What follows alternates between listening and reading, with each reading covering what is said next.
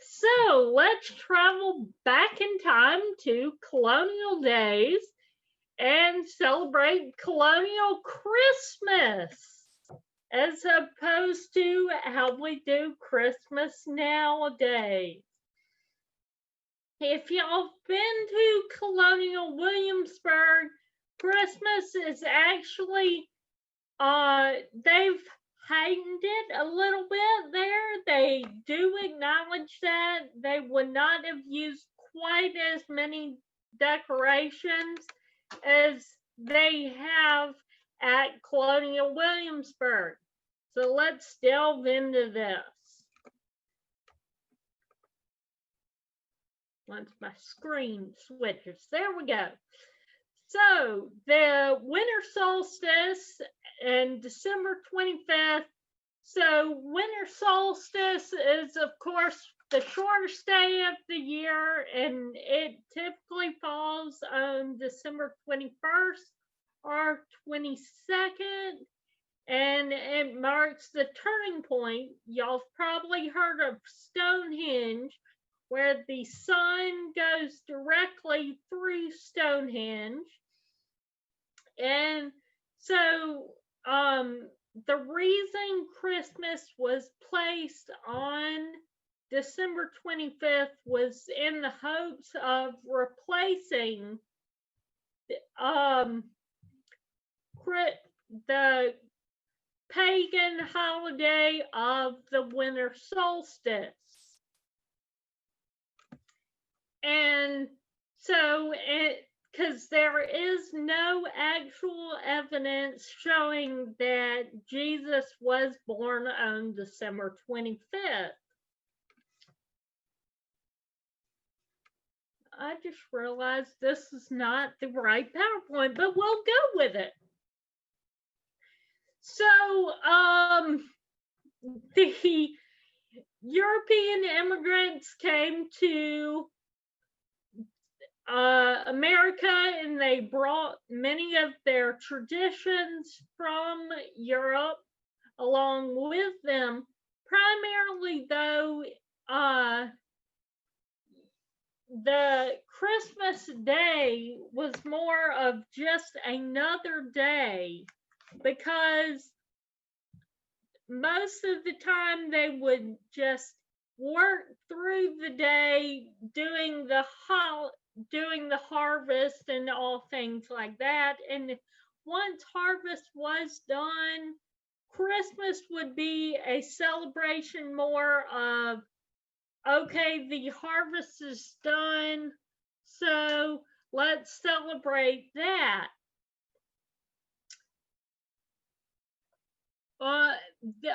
As like it is now, the Christmas churches, a lot of families did go to churches, but they did not actually sing in churches. One of the main things we do nowadays is, if you go to church on Christmas Eve, our Christmas Day, you're singing carols. Well, that would not have happened, and oftentimes Christmas was banned, and those observing the holiday would be fined.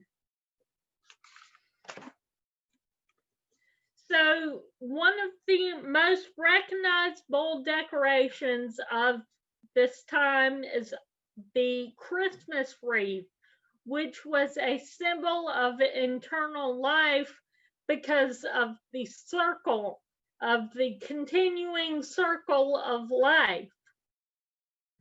So as I mentioned earlier, colonial America would not have had the decorations like they have today, and the wreaths were mainly decorated with things they could find outside. These are some of the items that they would use, typically like holly, mistletoe, rosemary, and different things, nuts, and just things they would find outside the home, and not necessarily putting the fruit on the wreaths, because that fruit back then was quite a commodity, and they would not have wasted it outside. So, major decoration, of course, the Yule log. And the Yule log was being brought in with great ceremony. The men would go out and gather the large tree with the Yule log and bring it inside. The Yule logs were thought to have magical powers, saying that it would bring good luck to the year to come. I'm not sure about that, because in my household, we followed the Yule log tradition. I still have not had that good luck, and certainly not in 2020 have we experienced that. When y'all hear Yule log, y'all may typically think of the Yule log ice cream cake, which is shaped like the Yule log, and it would, like I say, bring good luck. Personally, the Yule log cake just tastes good. So, food at that time, typical, relative to like what we have today, with the ham and the desserts and the big generous feast. Most of the colonies, since they would not, Christmas was banned and it was not to be celebrated, they would focus on more of just gathering and just, they would typically eat a bigger feast because that's how they would celebrate Christmas.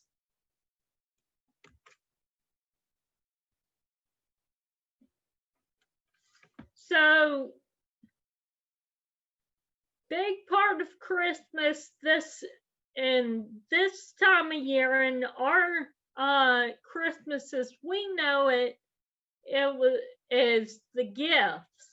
Well, back in the colonial time, Christmas was more of the adult holiday, meaning that there were not necessarily activities to entertain the children, and gifts were given not necessarily to the children, but in the instances where it was, the parents would give gifts to the children or to enslaved people, or just anybody that worked for them.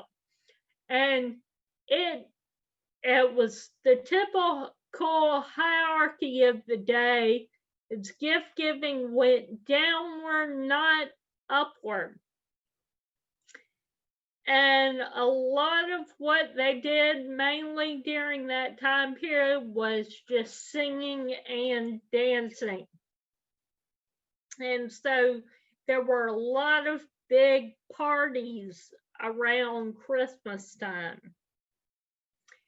When the children did get toys, they would often get the handmade toys, like the ones you see here. And so it was not the go out to Target or Walmart and purchase a toy. These toys would also last much longer than some of the toys we have today.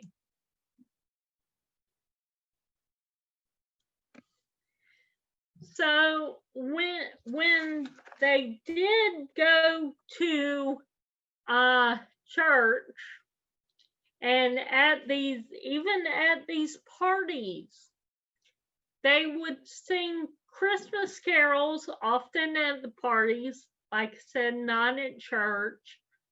But one of the most popular songs of the day was Joy to the World.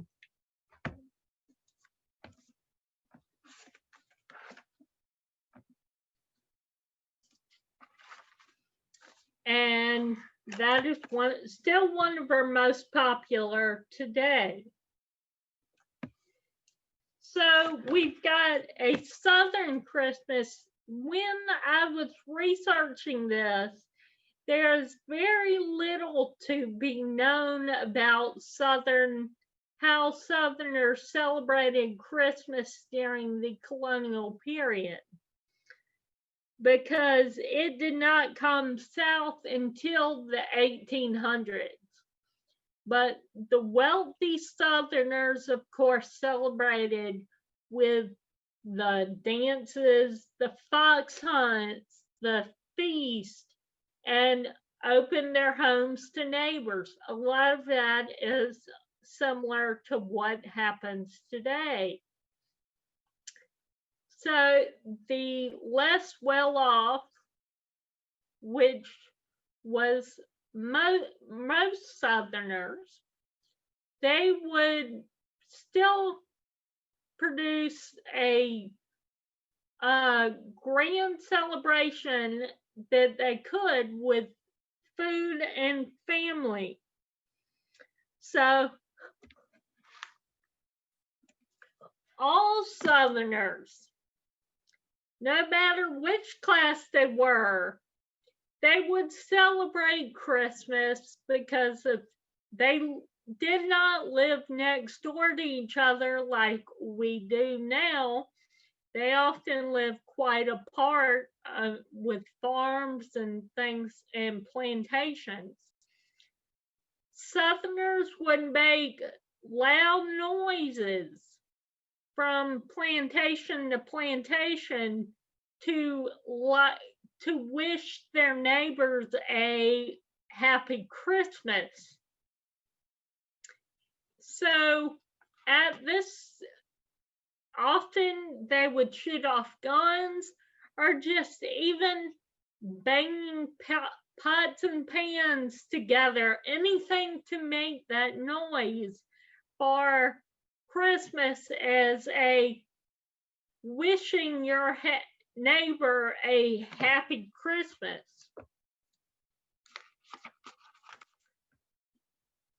Okay, so I've kind of gone through this quicker than I would have thought.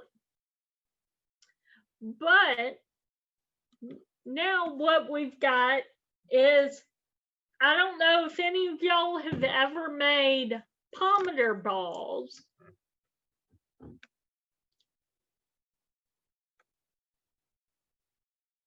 Okay, stop.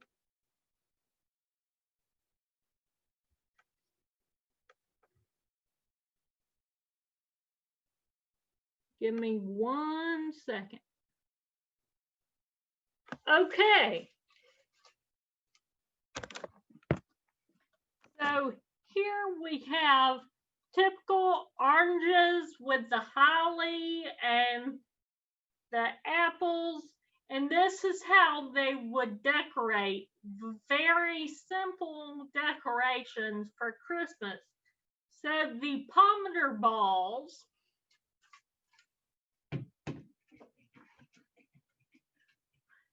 would be the typical orange with cloves, and it would be whole cloves, and you can put a ribbon around it if you would like. I can tell y'all right now, this smells really good. And the orange will eventually dry out. Let me show you. I typically get the halo oranges, so you can just poke the whole cloves into them, and it's relatively easy. Of course, I will say that. So all you do, hope your clove does not break, and just push it in like that. And you can do whatever design you would like.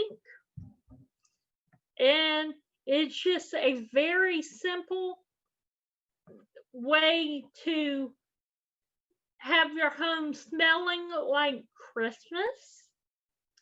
And it's just what you can do is once you have this completed orange with cloves, is either put this out in a bowl to decorate, or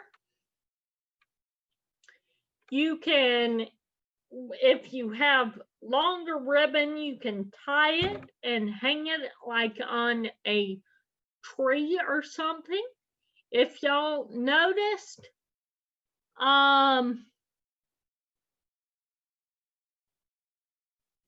you did not have Christmas trees in the colonial times, but they had a lot of Pomodoro Balls, often, like I said, in these bowls, just on the table with different things like that.